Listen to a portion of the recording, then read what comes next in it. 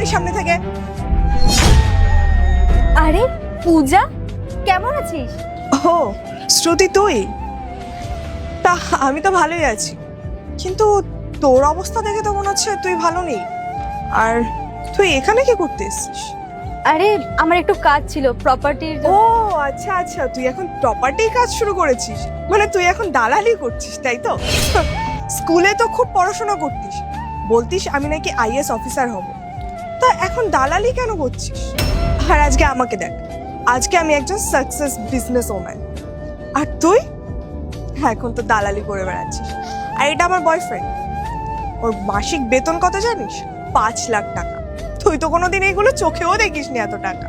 জানো প্রীতিশ, ও স্কুলে থাকতে এত পড়াশোনা করতো আর বলতো ও নাকি আইএস অফিসার হবে, কিন্তু দেখো আজকে ও কোথায়, আমি কোথায়।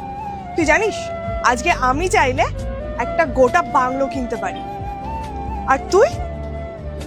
আচ্ছা তুই চাইলে কিন্তু আমি তোকে কিছু টাকা ধারও দিতে পারি। আর তোর অবস্থা দেখে মনে হচ্ছে তুই ঠিক করে সংসারটাও চালাতে পারিস না, তার থেকে বরং আমি তোকে কিছু টাকা দিই, তুই সেই টাকা দিয়ে না হয়তো সংসার চালাবি।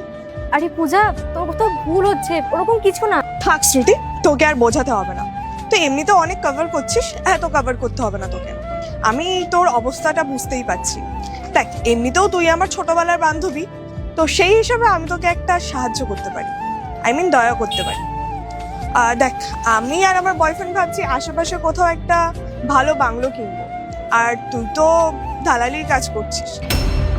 এরপর কি হলো সেইটা দেখার আগে তুমি যদি এই দুইটা ছবির ভিতর থেকে যে কোনো একটা ছবিকে ভালোবেসে থাকো তাহলে ভিডিওতে লাইক করে চ্যানেলটি সাবস্ক্রাইব করে দাও আর কমেন্টে লিখে যাও আমিন। এমনি তো ব্রোকারকে তো 2% দিতেই হবে, তো আমি না হয় তোর বান্ধবী হিসেবে তোকে 10% দিয়ে দেবো, আর তোর যদি এই টাকা দিয়ে কোথাও লোন ফোন থাকে সেগুলো শোধ করে নিবি।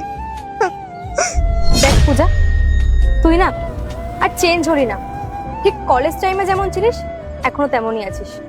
কলেজ টাইমে তোর এত ইগো ছিল, অ্যাটিটিউড ছিল, আজও সেম আছে। আর কলেজ টাইমেও তুই নতুন নতুন বয়ফ্রেন্ড করতিস, আর আজও সেই অভ্যেসটা তো রয়ে গেছে। নিজের পায়ে দাঁড়াতে পারতিস, কিছু করে নিতে পারতিস। বয়ফ্রেন্ডের টাকায় আর কতদিন ঘুরবি? দেখ অন্তত আমি কিছু করি আর না করি নিজের পায়ে দাঁড়িয়েছি, সেলফ ইন্ডিপেন্ডেন্ট হয়েছি, যেটা আমার হওয়ার না খুব ইচ্ছে ছিল। অ্যাটিটিউড অ্যাটিটিউড কেনই বা থাকবে না বল আমার, কারণ আমি অনেক রিচ, আর তাছাড়া তুই গরিব। তোর আর আমার মধ্যে একদম আকাশ পাতাল তফাৎ, তোর স্ট্যান্ডার্ড আর আমার স্ট্যান্ডার্ড। নেক্সট পার্ট চাইলে কমেন্ট করো।